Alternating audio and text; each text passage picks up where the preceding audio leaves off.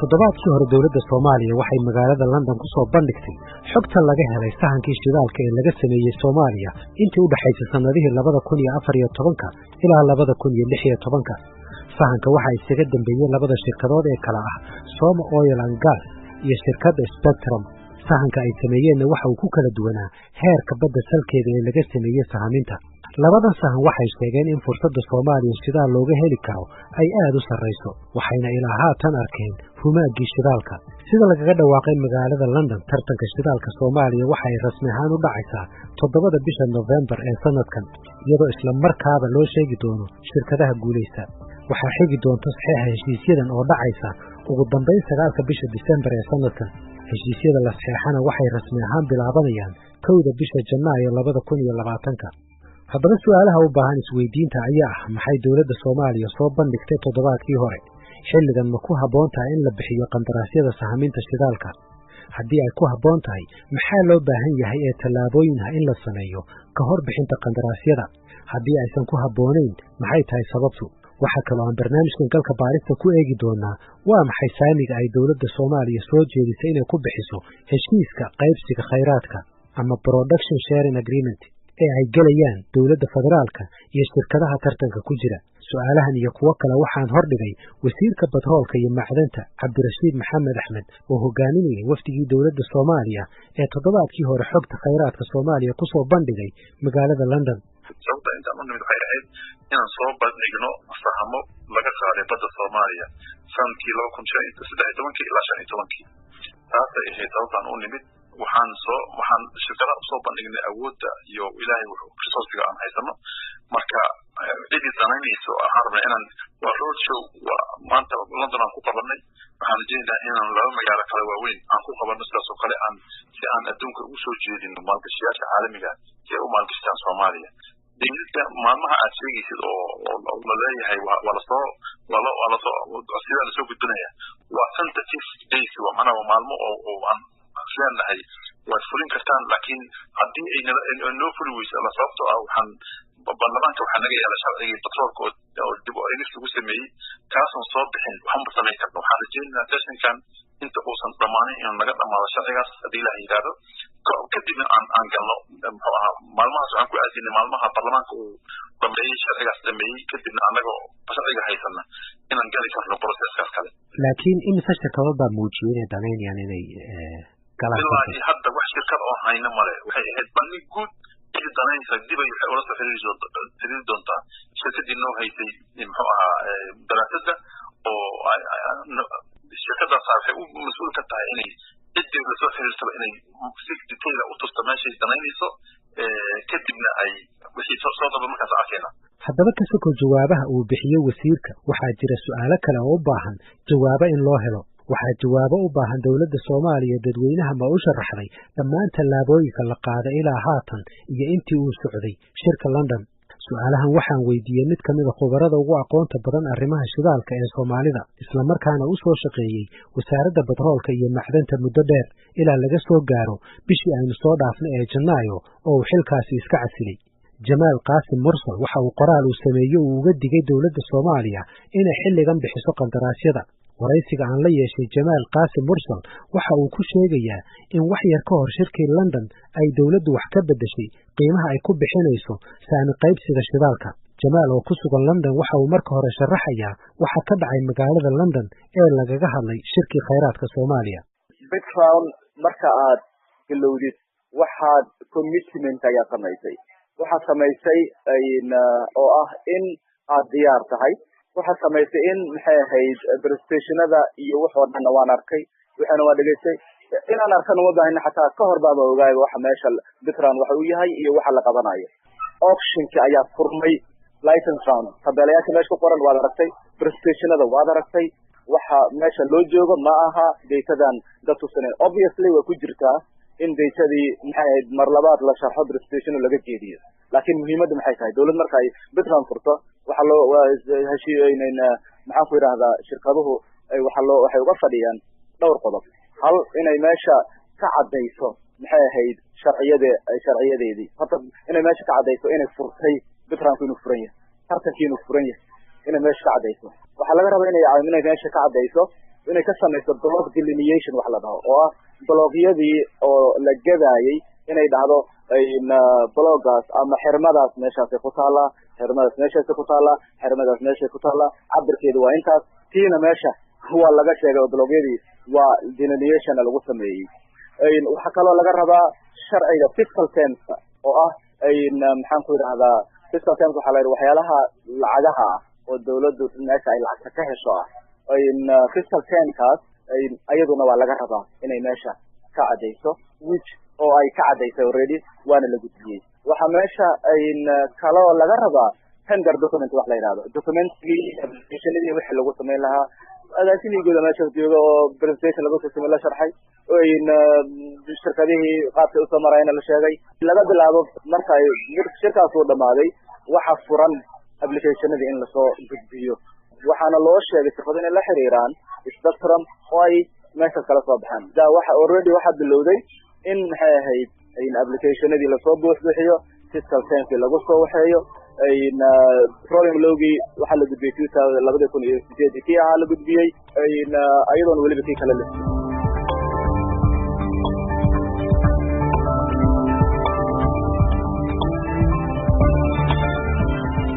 qodob kale oo la isku khilaafsan yahay waxa uu ahaa in Soomaaliya xilligan diyaar u tahay soo saarista shidaalka wasiirka shidaalka iyo macdanta Cabdirashiid Maxamed Axmed waxa uu leeyahay wax dhiba kama taagna arrintaasi shuruucda dhimanna waa la dhameystirayaa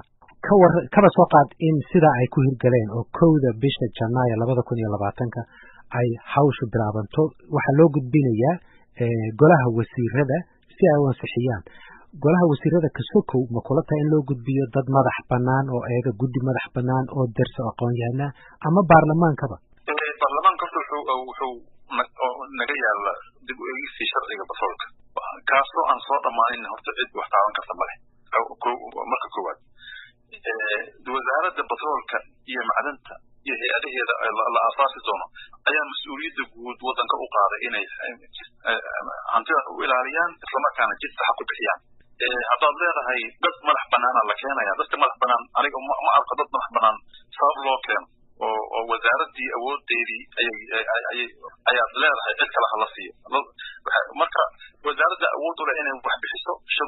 baarlamaankana wuxuu awood u leh inuu kor joogteeyo wax annaga aan samaynin go-aan la gaari doonana ma jirto ilaa sharcigaas soo dhammaado islamarkaana golaha wasiirada ay wada ogolaadaan in contract la saxiixo laakiin golaha wasiirada baarlamaanku ma uga dambeyn inuu ansixiyo heshiisyadan heshiiska baarlamaanka uu ansixin doono waa sharciga heshiiska caalamiga shirkad caalami lala galay ma ahan shirkada caalamiga lala galay waxaa mas'uuliyadiisa qaaday golaha wasiirada waa gartay haddiiba la dhaqan geliyo xeerkaas sharcigan cusub ee 2017 la qoray oo shidaalka oo bedeliya kii 2008 haddiiba uu baarlamaanku ansixiyo waxaa ku jirta in la sameeyo wakaaladda batroolka inay muddo u baahan tahay marka ma kula tahay sharciguna wuxuu dhigayaa wakaaladda batroolku inay tahay tan xaq u leh inay waan ka gasho diyaariso qandaraasyadan hadda aad idinku hawsheeda haysaan marka intaa ma lagu dhammayn karaa 10 bilood aan ku saxo sharciga horta wuxuu dhisi doonaa laba hay-adood hay-adda waxaa la hay-adda batroolka Soomaaliyeed oo waa tan xeer nidaaminta xeerarka fulinaysa shirkad kalena waa dhisi doona oo shirkadda batroolka qaranka Soomaaliyeed intaba markii sharciga uu fulo way dhisi karaan wax weyn maaha waan dhisaynaa inta ay dhismayaanna waxa wasaaradda iyo khubaro kale ayaa si ku meel gaara shaqada u sii waday laakiin su-aashu waxay tahay ma horta la dhis iyaga maxaa loo degdegayaaba intee u degdegaynaa kula taari adaan ku weydiinaya macnaa maxaa u sugi laadin meel u degdegayna male waxaan degdegayna male aniga waxaan ku wadaa sharciga aan u gudbinay ku taalla inta hay-adaas dhismayso regulatory boardiga oo regulatory departmentiga wasaaradda iyo khubaro kale ayaa sii wadaya wax aniga aan keenay ma aha waa gartay laakiin maxaa loo sugi waayaba inta la ansixinayo sharcigii baarlamaanka uu ka soo baxayo wakaaladii iyo hay-addii shidaalkan la samaynayo hay-adaha waa dhismi doonaa shaqadaana inaan soo bandhigno waxaan haysano isma diidana walaalo laakiin xogayihii hore ee joogtay wasaaradda batroolka iyo macdanta Jamaal Qaasim Mursal waxa uu qabaa fikrad taasi ka duwan 2017 markii ay xukuumaddu ay awoodda la wareegtay waxa yeelay codsi ah in background la sameeyo laakiin waxa yeelay shaqo aad u dheer oo ay ahayd in la qabto xukuumadda markaas waxay aad ugu mashquulsaneed hawlo kale marka wasaaradda waxaa si cad loogu sheegay in ay hawlahaas ay hakiyaan oo xukuumaddu aysan diyaar u ahayn wax bidfaawn in lama qaban karo ilaa sharciga batroolka la sameeyo laga ansixinayo ilaa diyaaraan ka noqonayno oo aqoonteena iyo waxa ay heerkii la rabay ka soo gaarayso wax bidfaawn lama qaban karo taa anoo xiganayo ayaa haddana oo weliba aan ku dhex jira waxaan ogahay annaga ka wasaarad ahaan intaasaan joognay 2 sano ugu dambaysay meeshaas oo warkaas nala kugu yiri nalagu siiyey wax iska kaaya bedelay ma jirto weli meeshaan taagana oo petroleum loogi lama ansixin tax loogi weli diyaar ma aha maxay capacity weli wax iskama bedelin institutionadii la rabay in la sameeyo weli lama sameynin taa marka darteed ayaa horta waxaysan u noqonaynin in hadda maadaama la yiri dib loo dhigo waxay ahayd horta diyaargarowgii la rabay oo xukuumadda ku dhawaaqday diyaar u noqoshada inay dhab ahaato oo diyaarka noqono ka bacdi kana u soo gudbin because hadda meelan ka noqono ma joogno already waa commit garaynay oo maxay ahayd background ya bilowday haddaba muxuu ku bilowday wuxuu ku bilowday sharciyo aanan wax hadda la rajaynayo aysan waafaqsanayn sababtoo ah hadda waxa lagu leeyahay sharciga 2008 kaasoo unitary system ku saabsan oo dawladda dhexe ayuu ku salaysnaa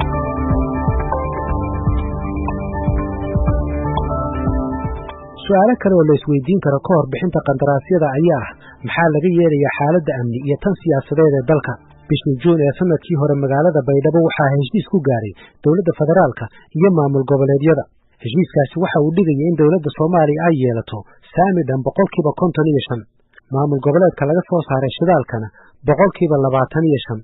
degmada soo saartayna 10% halka degmooyinka aan shidaalka lahayn ay helayaan 10%. haddaba heshiiskan soo dhaweyntiisa waa mid ay ka wada sinaayeen dhinacyada haddii ay tahay dawladda federaalka maamul goboleedyada iyo siyaasiyiinta mucaaradka ahba balse waxaanay isku raacsanayn in xaaladda siyaasadeed iyo amni ee xilligan ay ogolaanayso in qandaraasyo la bixiyo oo lacag laga qaado shirkadaha sahaminta samaynaya iyadoo haddana aanay jirin is-afgarad siyaasadeed oo u dhexeeya dhammaan gobollada iyo dawladda dhexe maxamed mukhtaar ibraahim waa wasiirkii hore ee batroolka Soomaaliya waxa uu xilligan madax ka yahay macadka STIPEM oo u taagan Somali Institute of Public Administration and Management anigu waxaan taageersanahay waxay tahay horta Soomaaliya u baahan tahay waxa laga dhaqaaqo waxay tahay Soomaaliya u baahan tahay in dhaqaalaheeda ama kheyraadka ilaa ay ka faa'iideyso taas absolutely 100%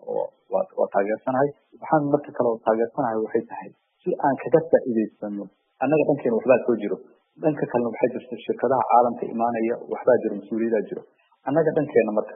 in aan siyaasadii aan ku heshino si ay noogu gasho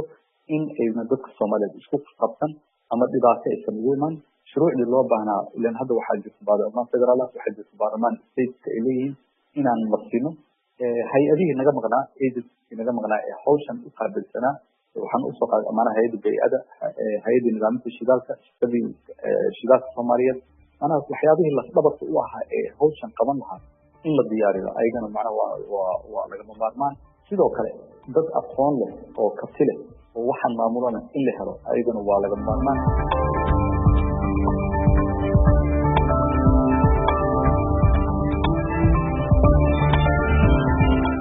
waxaa ka soo baxay oo kale shirkii London rasmi ahaan loo ogaaday in shirkadda Spectrum oo haysta xogaha laga aruuriyay shidaalka Soomaaliya ay sidoo kale u xil saaran tahay iibinta xogta shidaalka ee Soomaaliya wasiirka shidaalka Cabdirashiid Maxamed Axmed sidan ayuu u dhigay markii aan weydiiyay inay jiraan shirkado shidaal oo danaynaya shidaalka Soomaaliya kuwaas oo lacag siiyay dawladihii Soomaaliya Somo Oil and Gas hadda koor waxa lagu eedeeyay musuqmaasuq inkastoo haddana dacwooyinkii wixii loo haystay baaritaanka la sameeyay waxba lagu waayay laakiin mid kamid ah qodobada lagu haystay wuxuu ahaa inay lacago siisay wasaaradaha dawladda qaar kamid ah sida tabatroolka lacagaas oo lagu magacaabay capacity building ama lagu kordhinayo tayada shaqaalaha wasaaradda wax lacaga ah oo shirkado ajaanib ah idinka soo gala ama Somo Oil xilligan ma jiraan lacag malihin wax xawayraatay wax naga dhaxeeya ma jiraan oo aan ahayn in shirkad Soomaali u shaqeysan tahay shirkad kala jirta oo spectrum yiraahdo oo daatada Soomaaliyeed noo haysta markii heshiiskii laga galay wuxuu ahaa inay wixii ay baartay iyo wixii Soma Oil ay baartay ay inay gacanta ku dhigto iibiso market garayso percentage dawladda Soomaaliyeed ay u kala qaataan wax laakiin dhaqaale ah oo soo gala dawladda shirkad shidaal ah ama Soma Oil ama mid kale xilligan si toos ah iyo si dadban midna ma jiro waa la baari karaa waxay wax ka soo dhacaan bangiga Soomaaliya wax wasaaradda batroolka magaceeda ku yaala iyo wax soo gala ma jiraan inta aan joogay ma gelin wasaaradda batroolka adaaba wasiirka ah marka ma jiraan Soma wax shirkad shidaal haday jirto oo shidaal siisa Soomaaliya oo lacagtii Soomaaliya wada ogaan oo lacag Soomaali si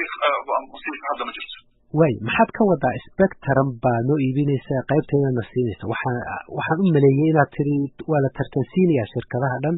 may spectrum waa shirkadii seismiga samaysay daatada Soomaaliya gacanta ku haysto waa multi-client company waaye ayadana shirkada inay doo iibiso noo hayso noo kaydiso daatada Soomaaliya intaas lagu lagula galay imisay ku leedahay hadday xogtaa iibisa iyadu saami ahaan spectrum ayada la jeeda waa hadda kama jawaabay waad ogtahay laakiin waa taqaanaa Soma intay leedahay heshiis ayaa la xidhiidhka waa shaqo dawladeed xabiis ku yaala heshiis lala galay adduunka ogyahay dabcan waad nala wadaagi kartaa marka inta saamiga dawladdu leedahay inta spectrum leedahay ma hadda ma sheegay boqolkiiba 50 muu ka badan yahay saamiga spectrum muu ka yahay 3 meelood oo meel muu ka yaryahay mise ka badan yahay su'aashaas intaas waa kee walaalo wuu ka yaryahay way dhamaatay intaas kugu jira muxuu yahay waxay igu jira dadka Soomaaliyeed inay ogaadaan interest si gaar ah aniga shakhsiyan anaga u hayna sista anaga og waa intaas aan ku sheegay marka boqolkiiba 3 meelood oo meel muu ka yaryahay mise ka badan yahay adiga inta aan ku sheegay u sheeg dadka Soomaaliyeed boqolkiiba 10 ka badan ku leeyihiin hawshaas u sheeg intaas u sheeg dadka Soomaaliyeed hase yeeshee warar aanu ka helnay ila xogogaala waxay sheegayaan in lacagta ka soo xaroota iibka xogta sahanka shidaalka Soomaaliya ay dawladda Soomaaliya leedahay boqolkiiba 75 halka shirkadda Spectrumna ay leedahay boqolkiiba 25 Jamaal Qaasim Mursal xogii hore ee joogtada wasaaradda batroolka iyo macdanta waxa uu sheegay inuu ka warqabo in shirkadda Spectrum ay lacag soo siin jirtay wasaaradaha batroolka taasi oo soo bilaabantay xilligii dawladda Xasan Sheekh Maxamuud soona socotay ilaa sanadkii u horeeyay ee dawladda xilligan jirta harinow waa sidaas sheegtay horta aniga Soma Oil waqtigeedii ma joogin inta dadka baarista socota xataa war waa ka maqnaa laakiin su'aasha weydiiso ah waxa lagu eedeeyay lacag inay bixinaysay taas ayaa horta dacwada ugu badan ay ahayd lagu haystay oo capacity building kaas taas horta ayadana waa tan inta la baaray la yiri waa waxba laguma helin shirkada kale ma jiraan oo wasaaradda lacag siinaysa way jireen hadda ma jirto waxay jireen oo waqtigaas Spectrum ayaa wasaaradda lacag oo capacity building siin jirtay oo shaqaalaha expertise markaas joogay ay qaadanayeen marka sizing loo teeday one of the obligation ay ku jirtay oo ah in muddo 2 sano ah capacity-ga ay kabi doonto oo shaqaalaha xilligaasna waa sanadkii expertise-ka waxay ku ekayd August 2017 wixii ka dambeeyay ma jirin lacag kale wasaaradda ayna la siiyay goormayna bilaabantay waxay bilaabatay 2015 marka dawladdii hore ayay bilaabantay tanay ku dhamaatay lacag intee leeg bay waxay ahayd bishii adi 6 biloodba $450 mas-uul si toosa uga warhayay lacagaha ay shirkadda Spectrum siinaysa wasaaradaha batroolka ee Soomaaliya xilliyo kala duwan waxa uu sheegay in lacagtaasi dhan tahay $1,350,000 oo lagu soo shubay bankiga Soomaaliya kadibna wasaaradda maaliyaddu ay ku dartay miisaaniyadda wasaaradda batroolka mas-uulkaasi waxa uu sheegay in lacagahani aysan ahayn kuwa sharci darro ah ayna ansixiyeen guddiga maamulka lacagaha oo ah guddi ka kooban khubaro Soomaaliya ajaanib isugu jirta hase yeeshee waxay abuuri kartaa shaki in shirkad qandaraas kula jirta dawladihii kala dambeeyay ee Soomaaliya ay haddana lacag siiso wasaaradihii batroolka ee kala dambeeyay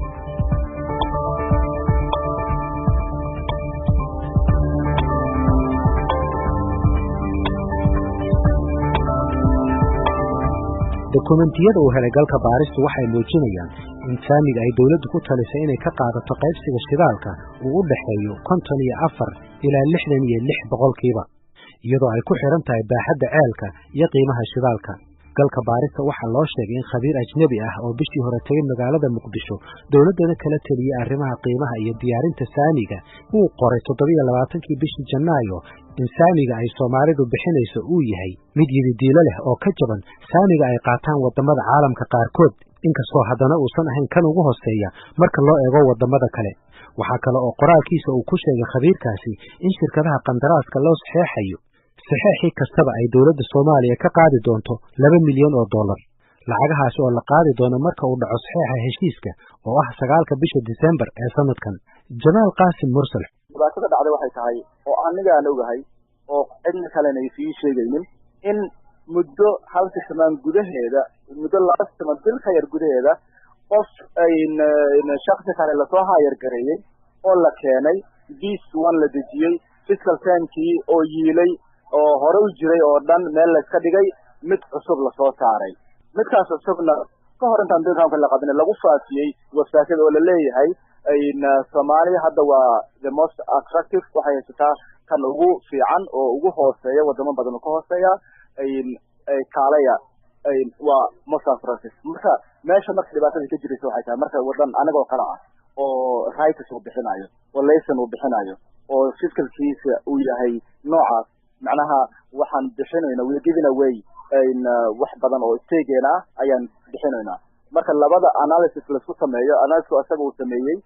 uu ku sameeyay iyo midkan oo hore u yeelay oo hotel qolo la yiraahdo ay ku sameeyeen oo IMF ay analysis ku sameeyeen waxa la ogaaday the best kan ugu fiican fiscal terms inaan haysano ayaa la ogaaday laakiin hadda wax badan laga bedelay overall marka la isku soo doobo waxa dawladdu helayso waxa lagu soo qorday 52 ilaa 60 kii hore wuxuu ahaa wuxuu kaga duwanaa wuxuu isla bedelayay maxay ahayd hadba marka lacagta ay soo cestaan ilaa 85 ayaa marka ugu dambeysay aan gaaraynay marka waxaan u baahanahay waxaan rabaa dadweynaha aad u fahmaan waxa leedahay waanta wada xaajoodka marka la furo tartankan qandaraas bixinta bisha November 7deeda meesha dawladdu ay ka bilaabayso waanta heshiiska qaybsiga khayraadka waa 54 ilaa 60 waa intaas leedahay waa intaas boqolkiiba waxa weeye sida ku qoran 54 ilaa 64 54 ilaa 64 marka waxa leedahay Soomaaliya heshiiska ka wanaagsan oo ka qiimo fiican ka qiimo sareeya ay heli kartaa ayaa jira waa yeelaba wasiirka markuu xilka la wareegay lagu wareejiyay wuu yeelay kaliya meelsha taxiga ayaa xoogaa wax ka qaldana macna wuxuu rabay in la waafajiyo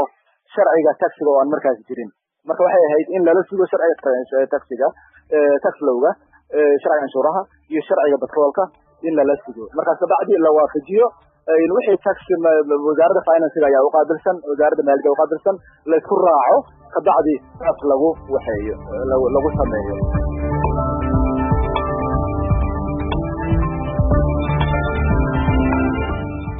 su'aalaha badankooda ay isweydiinayaan khubarada Soomaalida ayaa ku jeeda heshiiskii lala galay shirkadda Soma Oil and Gas bishii August sanadkii 2013. heshiiskaasi shirkadda Soma Oil and Gas waxa uu saxeexay hogaamiyihii hore ee xisbiga muxaafadka Britain Michael Howard. dhinaca Soomaaliyana waxa uu saxeexay wasiirkii hore ee batroolka Cabdirasaaq Cumar Maxamed. waxaan weydiiyey wasiirka qodob si weyn walaac ay uga muujiyeen dadka Soomaalida iyo khubarada dhinaca shidaalka oo ahaa in heshiisku uu ogolaanayo Soma Oil and Gas inay hesho 60,000 oo kiiloomitir oo isku wareeg ah oo u dhiganta 12 xidhmood. heshiiska waxaa ku jiray dabcan marka shidaal la sameynayo company uu rabay inuu waddan shidaal ka sameeyo waxaa la galay heshiis la yiraahdo production sharing agreement oo lagu heshiiyo waxay dalbadeen in heshiiskaas markii iyagana ay jiraan sida kambaniyada ay usoo dalbanayaan ay usoo dalbadaan waxaa ku qoran in la siiyo tixgelin consideration in la siiyo marka ay soo dalbadaan blocks ma aha yacni blockskaasaan rabnaayo hana la siiyo ilaa ma aha kuma qorno ay kaga qoran tahay ma laha clause ka hadlaayana waa akhrin kartaa marka wax cayiman oo dhahayo ilaa kanaqashiy weliba waxaan aaminsanahay aniga markii aan heshiiska aan galaynay looyaro kasoo shaqeeyey khibrad dheerna u lah maxaa la yidhaahdaa heshiisyada lala galo shirkadaha baaro batroolka ayaa yani nala shaqaynayay weliba yani si adag ayaan arrimahaas yani inaan yani lagu yani aqoon la-aan ana yani wax badan oo aan xaq u leynahay ana loo siiji ayaan taxadir gaar siinaynay marka ma ahayn wax inta yani heshiis inta lasoo qortay yani saas waxa sababila waxaan rabnaa marka heshiiska waxaan xasuustaa inay ahayd in la siiyo tixgelin laakiin ilaa 12 block alaydin siinaa ma ahayn weliba waxaan jeclahay ma xasuusta laakiin inuu jiray close bahaayo dowladda Soomaaliya wixii ay garato ayaa laydin siinaa tixgelinta taas xaqay u leeyihiin waa kan bani kunta midin geliyay inuu ogaado annagana si aan ku ogaano waxa khayraad badda ku jiro waa marka saasi ku timid marka laakiin wax oo ilaa in la siiyo inta soo block oo block ay rabaan la siiyo oo ay ku qoran tahay heshiiska ma jiro khubarada uu ka mid ka yahay Jamaal Qaasim Mursal waxay si weyn uga soo horjeesteen qodobkan waxaana ay ku doodeen inaysan habboonayn in dawladda Soomaaliya ay bixiso xidhmooyin sidaasi u tiro badan iyadoo xilligan uu la bilaabayo qandaraas bixinta iyo waayo aragnimada Soomaaliya ee shidaal qodista waxa la yiri marka ay Soomaa ku soo wareejiso maxay ahayd daatada ku soo wareejiso Soomaaliya in return bedelkeeda waxa ay helaysaa 12 block oo ayadu ay dooranayso by own preference ay qaadanaysaa kuwaas oo la dhaho Soma block 12 block dawladda okay dhahday way u saxiixday haddii saxiixday ayna maxaan ku yiraahdaa horta meesha ummadda Soomaaliya ka wada qayliyeen taasay ahayd in site meel qabto lacagna lagu bixiyo haddana abaalmarintuna ay noqoto waxa ayada hawsheeda way gudatay way ka soo baxday heshiiskeedii way qoratay way ka saxiixday marka waxa looga fadhiyaa xukuumadda Soomaaliyeed wixii ay saxiixday inay ka soo baxdo mid ay jirto laakiin oo ah waxa la siiyay notice of application wax loo saxiixay oo saxiixa oo license-ka waa ka duwan yahay kaas saxiixa license-ka waa marka kan hadda qaabka hadda lagu socdo ama direct negotiation ha loogu siiyo ama bidka soo gasho markaas ayaa la siinayaa su'aasha waxay tahay 12 block weli ma ayaday u xiran yihiin bidka ma lagu soo darayaa ma direct negotiation ka la sameeyo saas lagu siinayaa blogyada waxa weeye waxa ka mid ah blogyada ugu fiican haddii saasay dhacdo shirkadaha kale way iska fariisanayaan waxay suganayaan inta Soomaaliya ka qaadanayso markaas ka bacdina slip of ay sameeyeen shirkadaha ka gadane ayagana markaas sameeysanayaan